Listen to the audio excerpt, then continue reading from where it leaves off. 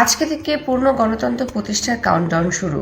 অন্যদিকে হচ্ছে যারা মুনাফিক এবং নৈতিকহীন দল, তাদের হচ্ছে অ্যালাইন করা বা তাদের হচ্ছে দল পাল্টানো, তাদের হচ্ছে চরিত্র বদলানো শুরু হয়ে গেছে। তারা এতটাই ভীতু হয়েছে যে তারা বুঝে ফেলেছে তারা আর পেরে উঠবে না।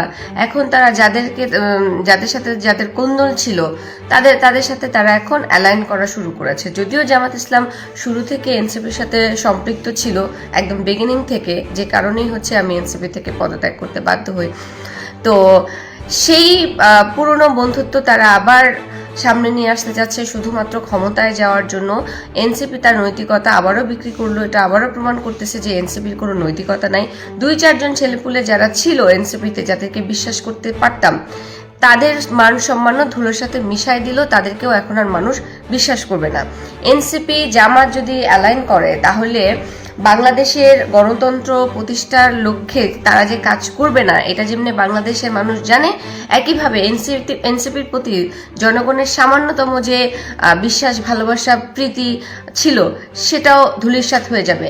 আবার সবচেয়ে বড় যে ব্যাপার, সেটা হচ্ছে গণঅভ্যুত্থান থেকে উঠে আসা যেসব ছেলেমেয়েরা খুব আশা আকাঙ্ক্ষা নিয়ে একটি নতুন দল গঠন করেছিল, যে এনসিপি, যে এই দলটার মধ্যে আমরা যারা বৈষম্য বিরোধী ছাত্র আন্দোলন করেছি তারা আমরা এই দলটা নির্মাণ করলাম এবং এই দল থেকে আমরা হচ্ছে বাংলাদেশকে সামনের দিকে এগিয়ে নিয়ে যাবো, এই ধরনের ভাবমূর্তি থেকে যারা হচ্ছে এনসিপিতে আছে বা এনসিপি করেছিল,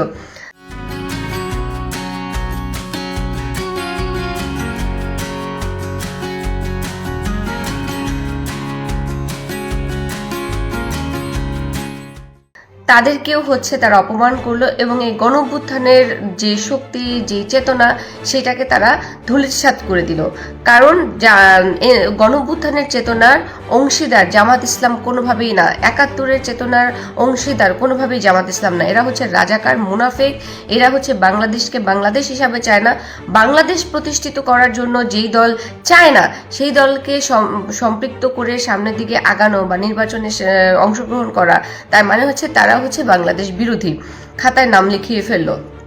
জামাত ইসলামকে আমরা যেমন মনে করি যে রাজাকার, বাংলাদেশ বিরোধী, পাকিস্তানপন্থী, একইভাবে আজকে থেকে এনসিপিকে মনে করা হবে বাংলাদেশ বিরোধী, পাকিস্তানপন্থী। তারাও বাংলাদেশকে ভালোবাসে না, বাংলাদেশের মাতৃভূমির প্রতি কোনো প্রেম নেই, শুধুমাত্র ক্ষমতা চায়। ক্ষমতার লোভে তারা যা খুশি তাই করতে পারে, যার সাথে ইচ্ছা তার সাথে অ্যালাইন করতে পারে। এটা গণঅভ্যুত্থানকে অপমান করা হইলো, গণঅভ্যুত্থানের যে চেতনা সেটাকে অপমান করা হইলো।